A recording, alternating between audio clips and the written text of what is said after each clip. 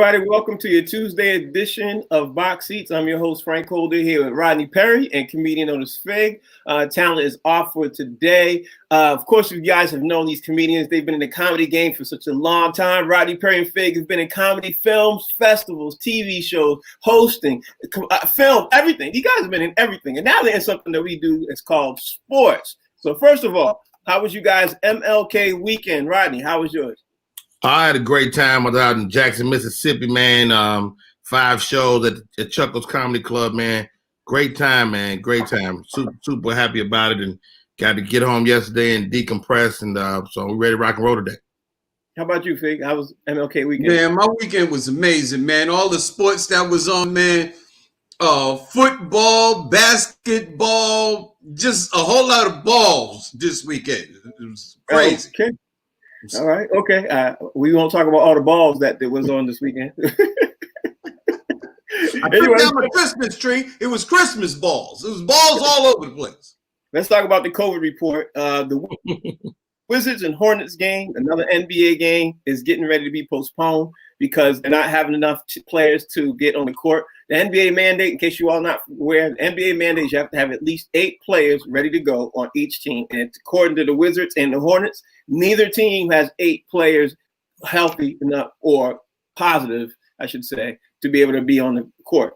Also, there's 3 pro tennis players who have tested positive with the potential another 5 or 6. So there's discussion for there to be no tennis this weekend, which would be kind of weird because a lot of people who love tennis obviously looking for it this weekend. It's a big weekend after MLK weekend to watch tennis. So there's none of that. But anyway, I got to jump into something that I just saw first thing this morning, and I know you all saw it this morning too. The Mets are firing their GM, which they just hired.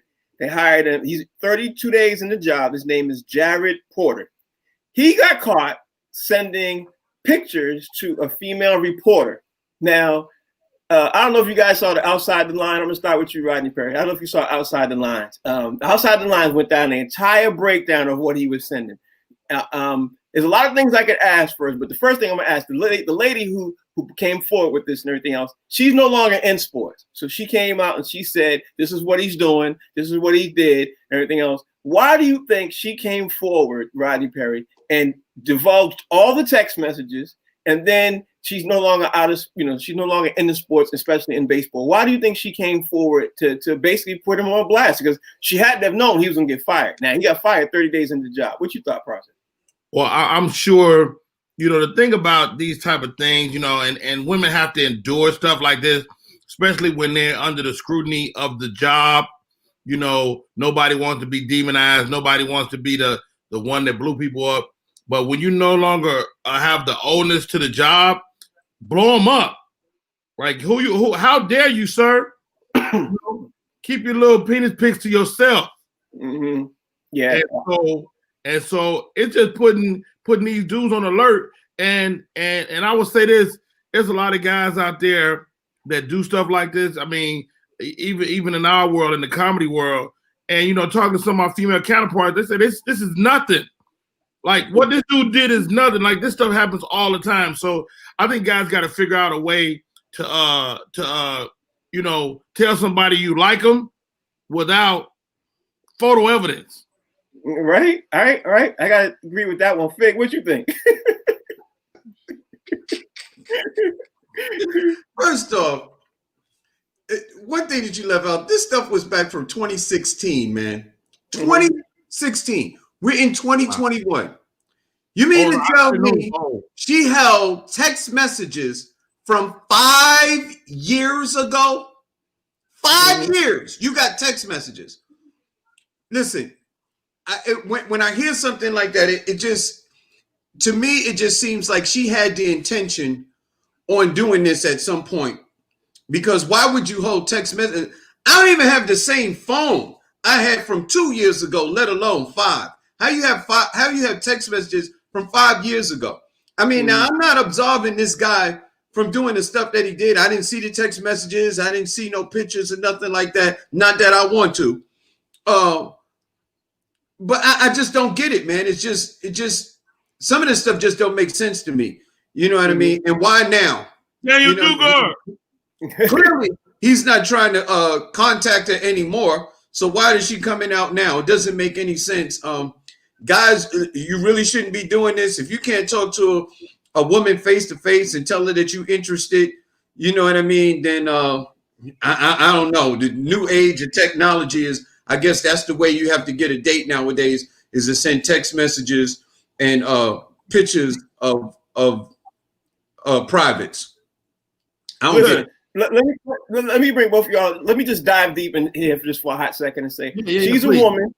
She's a woman. She's in sports. She's in baseball. She's in sports. According to what the Women's Sports Reporter is saying, this is nothing new. Like, my thing is, the fault is on any man. If you're a man and you're sending any kind of penis pictures to anybody in any sport, especially if you are on a, let's look at his record right now. He started out as an assistant, and he was climbing and has been climbing the carousel because he's been trying to get to become a GM. That was the ultimate goal. How do you, if that's your goal, why in the hell would you think that you could send a penis picture to a female and think that she would not give that out? You're giving this woman who you don't know power over you. I'm completely lost at the thought process of that. Rodney, please chime in on this one.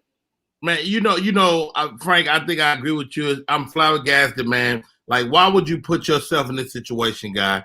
And, dude, I try not to say nothing that I'm not prepared to read or see again, period. Mm-hmm. And so it'll come out if there was some extenuating relationship. But the thing about the court of public opinion, you don't get no do-over. Like, you don't get a do-over. Like, even if it turns out that it wasn't what it looked like, it's too late. They're not going to rehire him. Mm-hmm. So, I mean, as men, we got to really take a real good look. Like, and like Fig said, this is something that happened a while back, which I didn't understand that part of it. But it don't matter, because we saw that anything you did in your past could be made harder for the present. So we got to really consider that stuff moving forward, guys. And I'll be the last one to point fingers at anybody. I've come short of the glory, but I will say this. Man. You got to watch what you put out there, man. And like you say, hey, how about this? That stuff don't go away. If it's in your phone, you ain't touched nobody in 15 years. If you send them a text today, the pictures and stuff still there. Right. You might go, oh yeah, I forgot all about this. Guess we're going to the New York Times today. Right.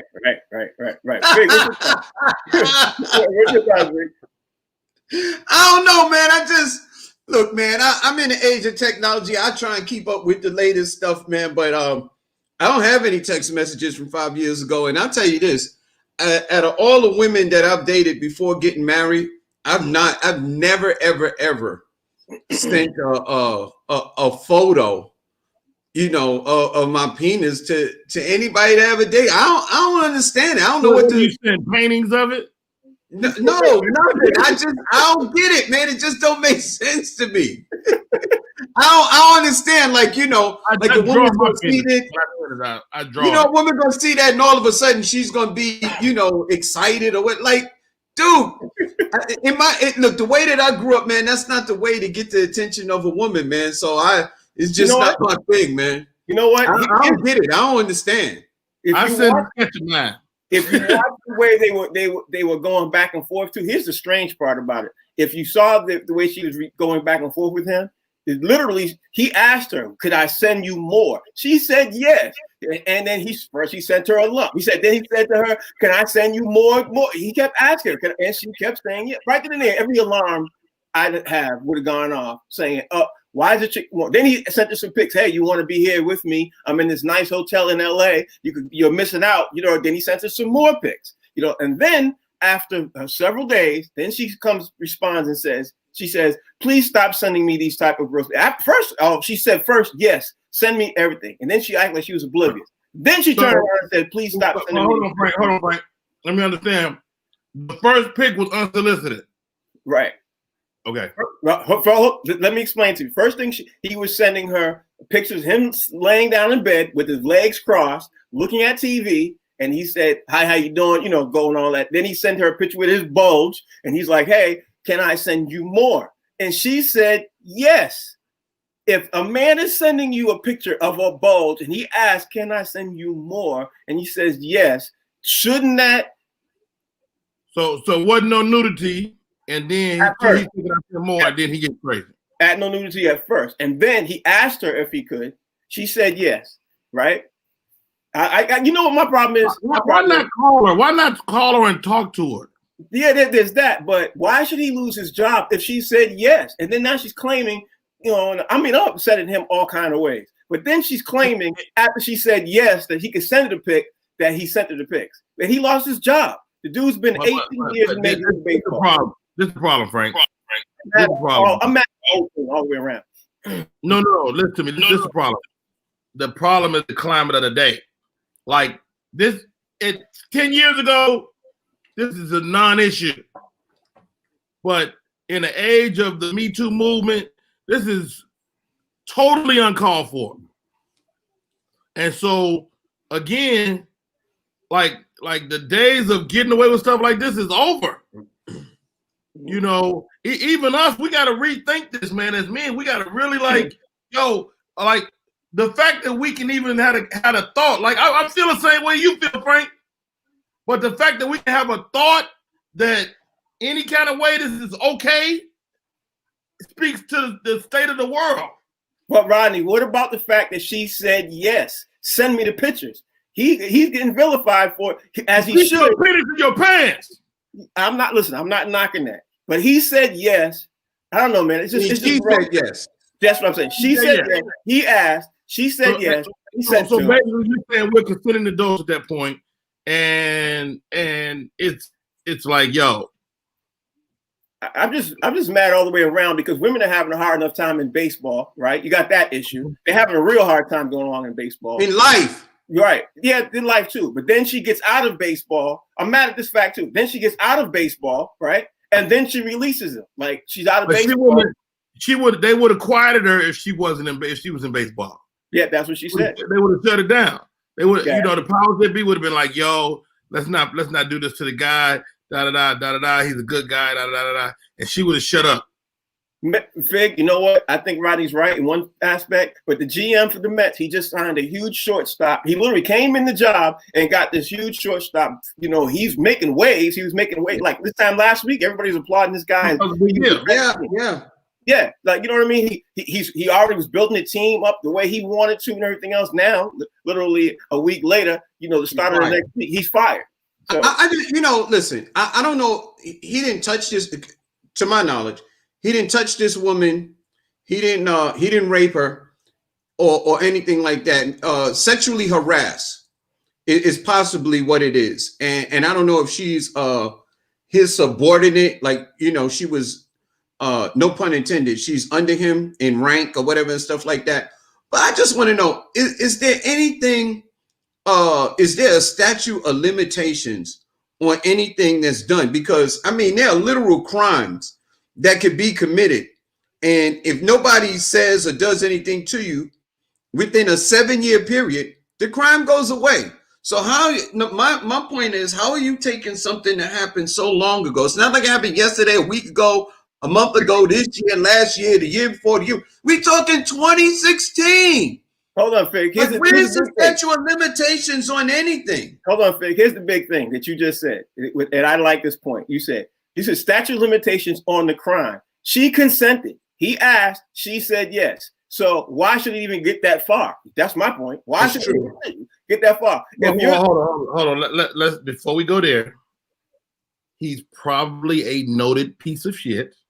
Oh, he definitely is that. Yeah. Oh, for sure. He's probably noted. Like the women in and around him probably know that if Willie is around, that he gonna shoot you a picture of his thing. Right. And so, right. And once you know that, you like, you know what? He better not send me one. Because if he send me one, I'm gonna get paid. Right. And he just sent it to the wrong chick. Right. He made a mistake. He made a mistake. He did make a mistake. There's no way on her. It is all on him because he had the autonomy not to send anything. If he don't send nothing, you don't have a conversation.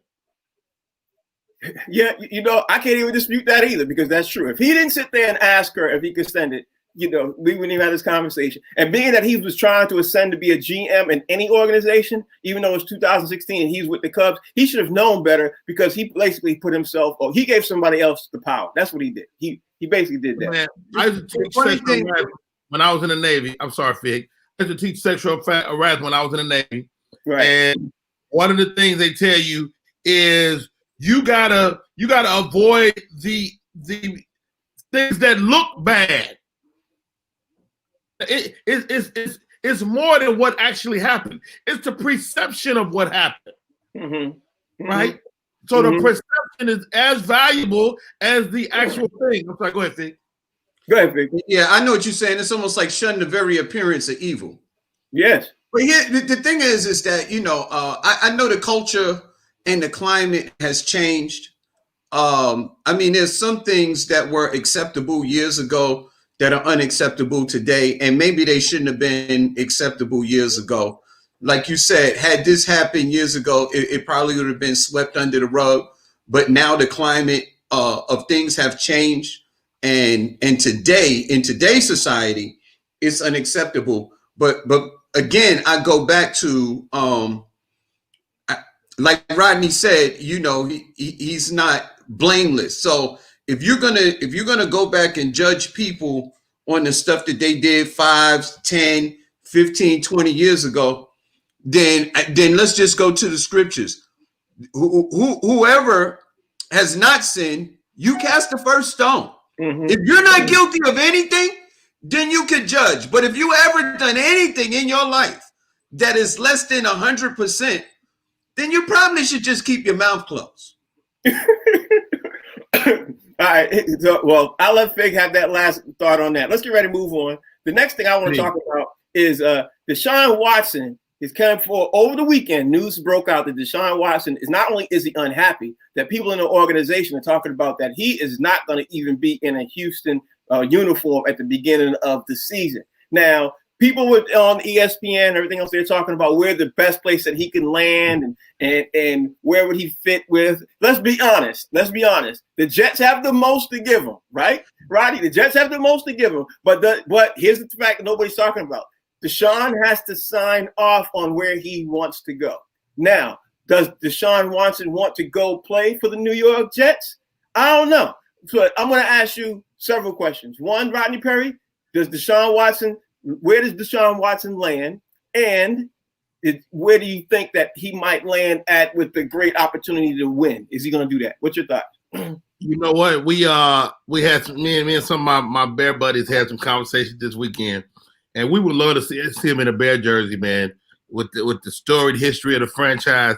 That might be good for us. We've been looking for a good quality quarterback that can stretch the field, that could give us some excitement, that can run a little bit. We've been looking for that for a long time, man. That's what I'd like to see. Would Deshaun fit in a Jets uniform? Yes, but even so, somebody said he should go to the Saints. That's my boy Daniel Dugar. What's up, Daniel Dugar? Comedy legend in the game. Been around the world with that dude. But I would like to see him end up in a Bear uniform, but I wouldn't be mad at him in a Jets uniform. I would not be mad. But that free up that Jets QB, we'll take him too. All right, I'm gonna come back to you, Roddy. What's your thought process, Finn? They were talking. When they talk about get up, Mike Greenberg is a big big Jets fan. So the thought that somebody would mention that might be one of the landing spots, he was all in, man. I mean, like you said, the Jets do have a lot, man. They have a lot of draft picks this year going forward, and I believe next year too. They have the number 2 pick. They have a good quarterback, serviceable quarterback in Sam Darnold. And I mean, look, at the end of the day, Deshaun does not want to be in Texas. And I think it's more than football too, because there's clearly something going on in that Texas organization where they're getting rid of great players, and great players on the team seem to be disgruntled for more reasons than what's happening on the field. So that's not good for that organization, period, going forward. But I think the man wants to get up out of there. It's something going on in Houston. Yeah. There's some stuff happening. And I think he wants out. And I don't think they, at this point, I don't think there's anything they can do. I think they set that bridge on fire and it fell in the water. You're absolutely right, because that's why, listen, when we know that rumors get started and word gets started out there, a lot of times it's started by the player and started by the agent. So for the rumor for him to get out like on that bad that he wants to get out of there has to have come from Deshaun or his camp. So with that being said, I'm going to say this to you, Rodney Perry. Like, you got to give up to get Deshaun, you're going to have to give up 2 draft picks, 2 first-round draft picks, and you're going to have to give up a normal player and everything else like that. I know you want him to land in Chicago. I know you think he can land in Chicago, and I know Fig thinks that, possibly could be the Jets. The people in his circle are talking about the Miami Dolphins as the best place where he wants to go. They're saying Miami because of Brian Flores, the Brian Flores, system that he got. They already got a great defense. Now, I'll say this. I think it's honestly because Deshaun wants to have some kind of connection with the black quarterback. I'll say that. And I don't usually like color, but I think it has a lot to do with he wants to help give a black head coach a chance to win in the league. And him and Brian Flores have probably had all kinds of types of conversations in the past. You know what I'm saying? In being able to move forward. Now, if he does land there, I think it could change the whole topic. But that's just my thought process because, coaches, let's look on it. Coaches are not getting a fair shake in the league right now. Look, Eric Bieniemy has not gotten contacted by anybody right now except until this morning when Houston supposedly is now going to interview him, which might be the reason why the whole thing is going on with Deshaun. So saying all the thing I'm saying, what's your thought on your comment on everything I just said, Rodney? First of all, Houston is a problem. It's something going on behind the scenes of Houston. If I'm a head coach, a player, I'm staying out of Houston, man. They got issues with the wide receivers. Now they got an issue with the QB. They make a horrible decision. They need a new GM out there more than anything. Deshaun Watson in a Miami jersey. I mean, do Miami need him? Yeah, I don't think so. Miami did good this season, but I don't know if they need to stop what they had going, to inject the guy into that mix, man. I don't know about that. That's a good question, Frank. I want him to put on that bear jersey. That's what I want. Okay. Fig, what you think? Hey man, Miami got Tua. Yeah, they Miami got Tua. Yeah, they would have to give up. Tua. They would probably have to give up Tua and some draft. I don't know what Miami has in as far as draft picks. Is that an even trade though? Is Tua and Deshaun Watson an even trade? Yeah, not necessarily because Deshaun is much better. He's been in the league for a long time. Tua only really had. Tua hasn't had a full year yet. Yeah, and Tua is he's younger. Contract. Huh? He's younger.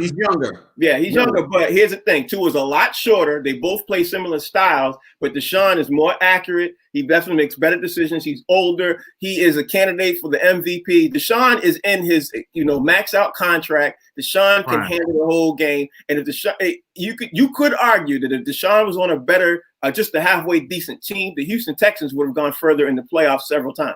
You could literally argue that. Can I say this though? Go ahead. I got 2 things. One, does Miami have the draft picks in order?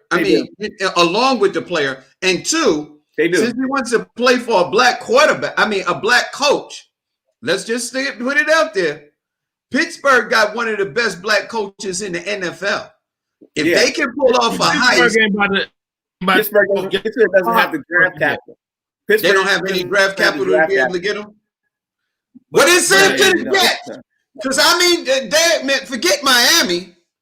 Let's go Jets. Jets. Jets. Now let's just be honest, bro.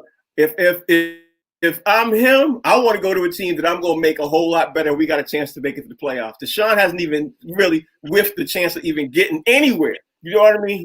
Houston hasn't done well for maybe 1 or 2 years he's been there, which is horrible. So, but anyway, let's continue on. Over the weekend, right? Patrick Mahomes got hurt. I know we all saw the play and everything else. So I'm gonna ask you, Rodney Perry, do you think the Chiefs could literally win this game this week without Patrick Mahomes? That's number one. And number two, do you even think he's going to even play? What's your thought process? Is he going to play? Hell yeah, he going to play. Patrick Mahomes, he is not, dude. Let me tell you something. That dude is made of the stuff of old quarterbacks. That dude is not going to, barring him losing a leg or a limb, he's going to be on that field. I mean, we've seen it with Drew Brees, and I mean, these guys are made of something else, man. They are made of something else that gets them on that field. He did have to sit out part of that game, but I think that they're working feverishly to get him ready to go in this game, man. These guys trying to win a Super Bowl, but it does put their Super Bowl hopes in jeopardy, though. It sure does. It sure does. Fig, what's your thought process? Same question. Man, he got what's called the old-fashioned yoke. That's what we call that in the hood. He got yoked up. The guy grabbed him around his neck and put him in the yoke and almost put him to sleep. That's what that was. That wasn't like a bang to the head. You know, he got choked out a little bit and got a little dizzy. He got a little woozy. We used to play that game when we was younger, man. You know, where you take deep breaths and stand up, hold your breath, and then you sort of get like passed out. Yeah, man, that's what happened to him. And he'll be all right though. He gonna play this week. I don't care what happened. They got to roll him out there in a wheelchair and 2 helmets. He playing this week. I'm gonna tell you that right now. I will say this for the record: if he played this week, I will be surprised because I've seen several players, you know, in New England area who were under the playoff, under concussion protocol, who were out for 5 weeks, 6 weeks. You know, Julian Edelman comes to mind. You know, when he got a concussion, he was out 6 weeks straight. Now, I will also say Edelman was injured all season, though. No, it wasn't. But if you get under concussion protocol, if you go under concussion protocol and you play the following week, I think this whole concussion protocol thing is suspect. That's what I think. You know what I mean? Because honestly, I don't know too many players who once they go under, they don't, you know, they play the following week. So, but again, it's a big weekend. Frankly, let me say, Julian Edelman had a concussion 3 times a year the whole time he was in New England. So he used to get hit all the time. He a receiver, and he used to take hard hits, man. Going to first battle for Tom Brady and stuff like that. Julian Edelman, that's a different kind of concussion that they talking about Patrick Mahomes. Patrick Mahomes was on the sideline running 5 minutes after he came off the field. I think this is totally different than that Julian Edelman type of concussion. But I'm confident in those that process that if he can't go, he won't go, and hopefully, but I think he will be like Fig said, he definitely was running around that sideline. Dugard said he's fine. Yeah, he is fine. He is fine. I think he's fine because of the way he looked and everything else, the way he was running. I think he was perfect. I don't think, but again, you know, it's the NFL. They're gonna make sure. I played with some dudes in high school. They didn't play good till they got their bell rung. Yeah. Be out there on the field going the wrong way. Which way? Oh, I'm sorry, coach. They had to knock that night train buzz off them. That's what that was. Night train. All right, let's talk about the next game, right? There's the Green Bay versus Tampa Bay game. It's big. Woo! It's huge. It's a big game. It's happening this weekend. I'm going to say this, that, you know, I'm going to throw it out there. I didn't want Tampa Bay to win, but now, since Tampa Bay's got this far, I can't see, in the way they looked, Rodney Perry, I can't see anybody beating Tampa Bay in the AFC or the NFC. I just don't see it. And especially if Patrick Mahomes ain't, if Tampa Bay makes it to the Super Bowl, it's going to be pretty scary. But that's just my thought process. But, you know, we'll talk about first let's talk about the Tampa Bay versus Green Bay game. What's your outlook just looking at this game? What's your thought process looking at this game? Dude, hold on. Let's talk about this. So if Tom Brady, first of all, he beat Drew Brees. Yes, right? Sir. He beat Drew Brees. If he turn around and beat Aaron Rodgers too in the same season, wow. And he's already the GOAT, but he's a super GOAT if he do that. And then he turn around and beat Patrick Mahomes too. First, but how about this? That man out there in Green Bay is a bad man. Yes, sir. That man out there in Green Bay is a bad man. Yes, he is. I thought Drew Brees was gonna be like, you know what? I'm not gonna let this happen. That man out there in Green Bay is not gonna let that happen. Good season, Tom Brady, but go sit your ass down somewhere. Yeah. Okay. Fig, what's your thoughts? I think it's a strong chance that when you go to Green Bay, not only are you seeing Aaron Rodgers, you got to play on that frozen tundra. Mm-hmm. That frozen tundra has taken a many great player and retired him. And it could retire Tom Brady too. I don't see him go. Listen, I thought that New Orleans was going to beat him, and I was wrong. Mm-hmm. I was wrong too. I don't see him going up to. I don't see him going to Green Bay, man. Okay, well, let me is Tom Brady the greatest QB of all time, Rodney? Because I've been having debates with my boys over the weekend, and one thing we debated two things: if Tom Brady was the greatest, and we debated the coach versus the player thing, which I knew I was going to have this debate with talent, but he wasn't here this morning. But I'm gonna still have it today anyway. So the debate is, in case you don't know, would you rather have a great QB or would you rather have a great coach? Here's what I said to talent way back.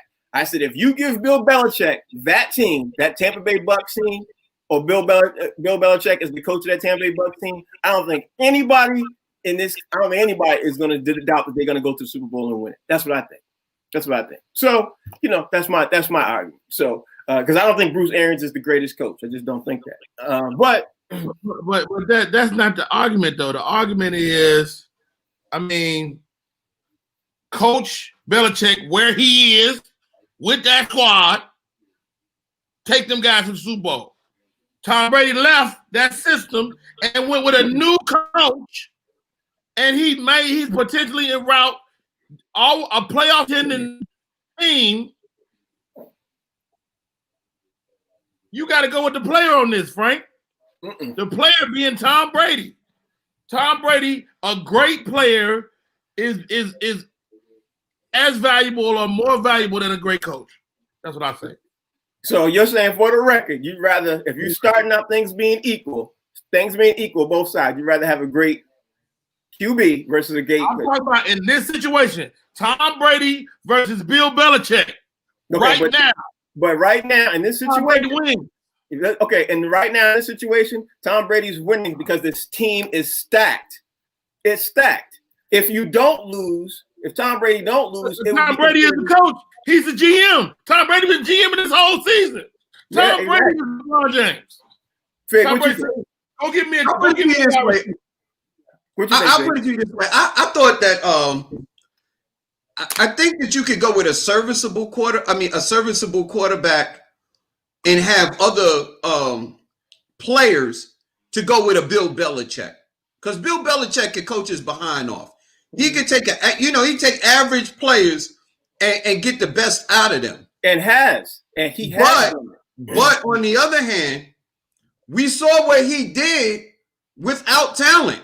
So I don't care how great a coach you are, you need that talent on the field. Now you're talking about if you're going to just narrow it down to coach against quarterback, then I don't know how you even it out, because it's 11 guys that play on the offense and 11 guys that play on the defense. I think Bill Belichick can mix and match and put a great team together.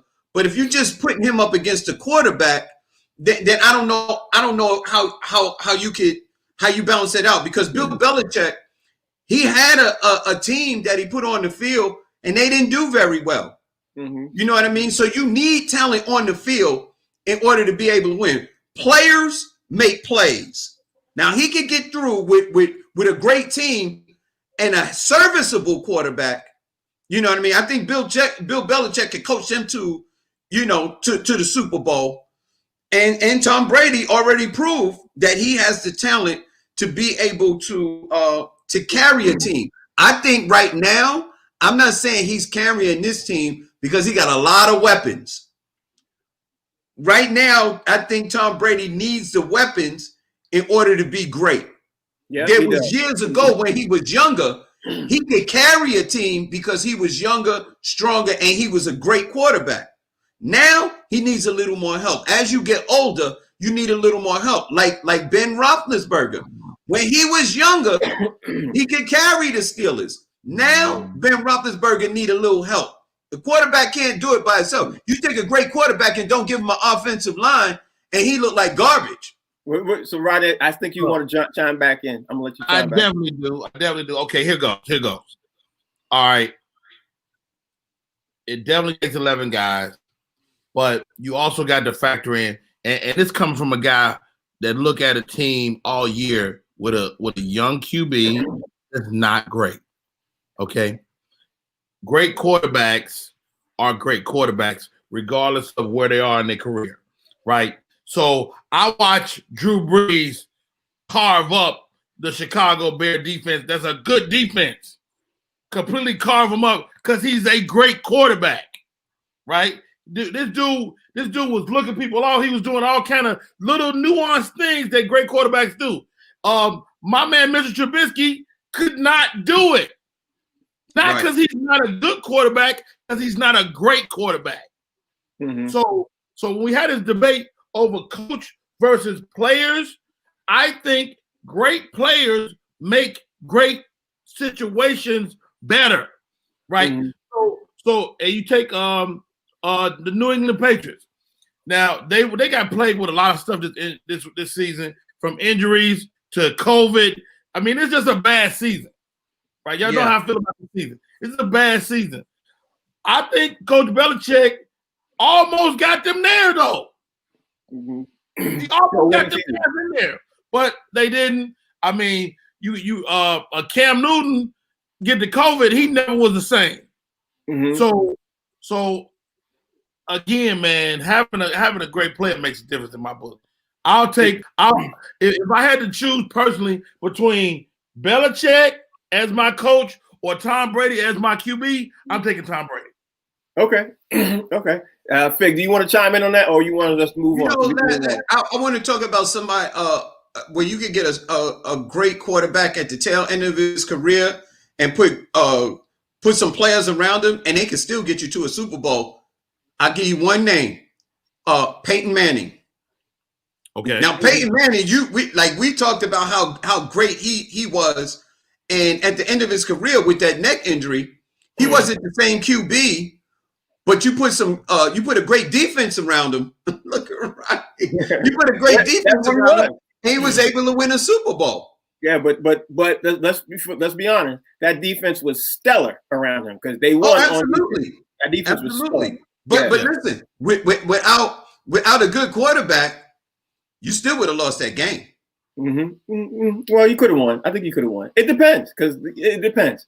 I don't know. It depends. Anyway, let's move on. Let's move on. Okay.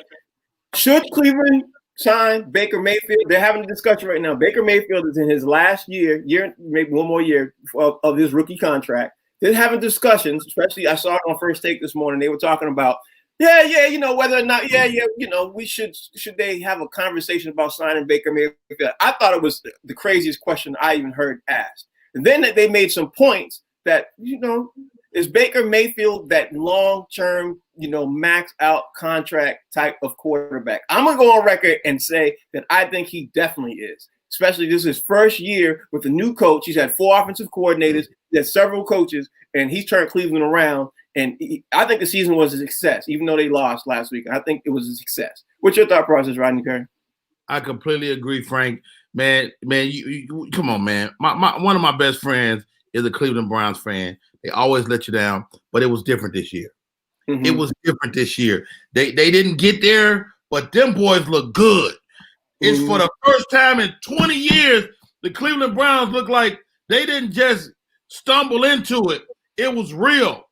And I'm telling you, Baker Mayfield is the future of that organization. If they stupid enough to lose that young man, then they really the Cleveland Browns I thought they were. Okay. What you think, Fig? Man, I'd like to disagree, but I can't. And let me tell you something. If they stupid enough to get rid of Baker Mayfield, they have lost their rabbit a mind. I'm trying to tell you, this dude, he was a play away from beating the Kansas City Chiefs. Now let's just look at the history of the Browns. Before Baker Mayfield got there, they may have got 1 or 2 games a season. And since this young man has been playing, they've gradually gotten better and better and better. And you could see his progression and his maturity as the years have gone on. Now he's going into, I believe, his 4th year. No, 4th or 5th year. It's 4th or 5th season. And he's just gotten better. Now he has a decent running game and serviceable receivers and stuff like that. I think this guy is a keeper. And if you don't pay him, who you going to get to replace him? That's what I want to know. Like, who coming to Cleveland? That's all I'm saying. Who you going to get to replace him? You don't have no draft. You got no draft picks. You're not high on the draft. You're not going to draft the quarterback. Which quarterback do you want from the NFL that's available that will replace Baker Mayfield? That doesn't make any sense. Pay the man. You know what's funny is Philadelphia Eagles people could literally be sitting there and saying, I know a quarterback who could go there and who probably willing to go there because Cleveland would be willing to pay them, especially if you listen, Cleveland has a running back. They got a great wide receiver. They got a great offensive line. Their defense ain't bad. They are trending going in the right direction. Hold on. Okay. Don't forget, they also have, I know, out of sight, out of mind, they also got Odell Beckham Jr. that got injured and is going to be back for next year if they don't trade him, release whatever, if they don't trade him off. But how about this? That's another high-end receiver. How about this, though, Fig? I think the reason Baker Mayfield came into his own is because he had a pressure of getting the ball to Odell. Right. When you got the prime-time dudes that's got to get 15 touches a game, 20 touches a game, then you forcing it to him. He got to kind of find himself. I think he's going to be better with Odell next year than he was the years prior. And them guys going to become a tandem, man. I agree 100%. I think that he looked up to Odell in the very beginning, but now he's matured to the point where he's come into his own. And he would be able to handle himself around another star in the NFL, in a receiver like an Odell Beckham Jr. And I think if they're both together next year, I think they'll be able to make some noise. And he's comfortable now with him being out of the system. He got comfortable playing, just ball. He just basically got comfortable. Speaking of going in the right direction or going in the wrong direction, before we jump into the NBA, let's ask this question. Because after we saw the LA Rams lose, Mr. Aaron Donald, he looked horrible on the sidelines. I think he might be out. I think he's done with the Rams. I think he's very disappointed. He's disappointed with what the situation is going. I think he might want to leave the Rams. But I think the Rams are going now in the wrong direction. They were in the Super Bowl 2 years ago. Now they haven't struggled in making it in the playoffs. I think they're going backwards. So I'm going to ask you, Rodney, do you agree or disagree with me? Do you think the Rams are going frontwards or going backwards? No, I think the Rams are okay. It's a little premature to break that squad up just yet. I mean, again, this is the worst NFL season of all time. Okay, and so people that make sweeping moves based on this season are gonna get their feelings hurt. Rams, hold the course, hold the car on the road.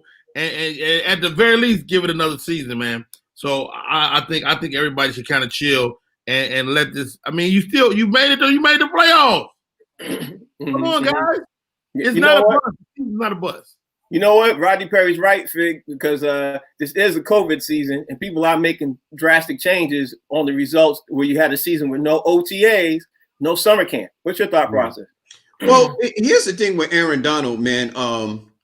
He was injured. I don't know a lot of people like bring that to the forefront, man. He had like a abdomen a pull or something like that, and the reason that he wasn't on the field as much as he normally would be is because he couldn't go. He tried his best to get out there, but when there's something wrong with your stomach or you got like a pull and stuff like that, and you have to move another human being that's over 300 pounds that is pushing his will against your will, that's very difficult to do, man. So I'd say let's give it another year, man, because I don't think they're trending in the wrong direction. Look, there's only one team that wins the Super Bowl every year. I always say that. There's one team that makes it. And I don't care whether you make it to the Super Bowl, to the playoffs, or whatever. There's only one winner every year. Mm-hmm. Yeah. You know what I mean? And you start getting rid of players and stuff like that. Ain't no guarantees that you're getting back. Just because you made it last year, ain't no guarantee that you're getting back. Look at Patrick Mahomes. If he's not able to play next week, they the Super Bowl champs. And have a great team, a great record in the playoffs, won and all that stuff. If he doesn't play, they may not win it. If he doesn't play, they may not win it. Listen, we all know how hard it is to win and be in a Super Bowl and to repeat. That is a feat that is extremely hard to do. Like it's even harder to do just to get back to the Super Bowl, because we can go down to teams in the last couple of years that we just knew they, like Seattle Seahawks, we knew they were going to be back a couple of times. Denver Broncos with when they had Peyton Manning and they were destroyed that defense, I just knew they were coming back. I mean, you go down the list of people. It's very difficult to repeat as an NFL team. I think NFL team. I thought the Eagles would come back. Yeah. That's what we're saying. We thought the Eagles, that's why I said Philadelphia. You thought the Eagles would come back. You thought the Seahawks would come back. Honestly, I thought the Patriots would come back. I mean, even though the Patriots have been in this mix for several times. But anyway, the Bears in 1985, they still looking for the navigation.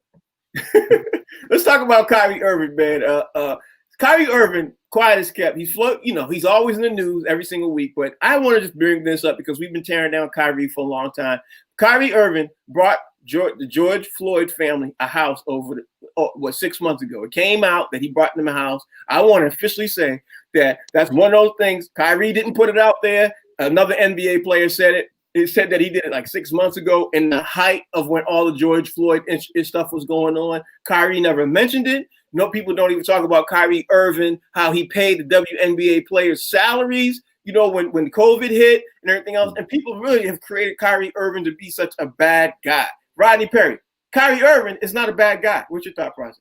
I'm friends with Lil Rel, and he was telling me about how great of a guy this guy was, man. I think he's a bit misunderstood.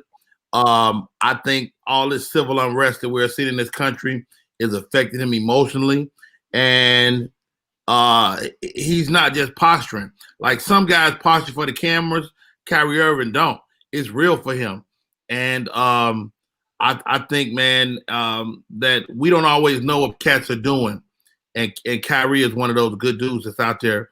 A lot of this, from what I understand, a lot of the reasons he's been out recently is because of the civil unrest in this country, man, and it was just taking a toll on him. So this team that they putting together over there and the Nets, goodness gracious, everybody got to be on alert. If he come back and wear that uniform with James Harden and KD, it's about to be crazy. Fig, what's your thought process? I never thought that Kyrie was a bad dude. I actually thought that there was something else going on. Thought that maybe he had some mental issues, whatever, and stuff like that. If social, like I think we said last week, if social unrest was the reason that that he was missing games and stuff like that, then this is something that could continue for a little while at least, and that just maybe Kyrie should just put the game down for a minute until he's able to give his all into the game. I mean, because like clearly he's torn between being a social activist and playing NBA basketball, and feels like he can't do both at the same time. Problem is, if you recall, last week this time, Stephen A. and a couple of people were saying on the air on ESPN is that the Nets were having conversations about voiding out his contract. So the thought was that Kyrie should either A, retire, or the Nets can literally void out his contract and they would win in court because he's been missing so many games and he's supposedly in his head and everything else. But we've had a discussion now. We know that the social unrest is what's making him do the things that he's doing. So, but I just chime in and just say this. This may be real unpopular. I'd be the last person to say anything against Kyrie being philanthropic and also being heavily involved in what's going on with this country. I mean, a lot of people want to do that. But my question is this: does it absolve him from his commitment to his contract to play basketball for the Nets? And would they be wrong in saying, hey, man, if you don't play, then we don't feel like we should pay you? I mean, I can't say that they're wrong for that. I can't either. I mean, it's not wrong. It's not going to happen because he's still a dope-ass player. You know, he's still the three in your big three. And so you're going to figure it out. You know, it's not like if Fig and Rodney Perry was talking about they wasn't going to play. They'd be like, all right, goodbye. Well, that brings up another question, though, Rodney. Are the Nets better without Kyrie in case this does happen? Because for them to even pose this question this morning, these are thoughts that the the Brooklyn Nets have been having discussions about. So, I mean, James Harden looked good in that uniform, dog. James Harden. They say he took that little fat suit off he had on in Houston, and he been balling. James Harden been balling, but he ain't even integrated into their system yet.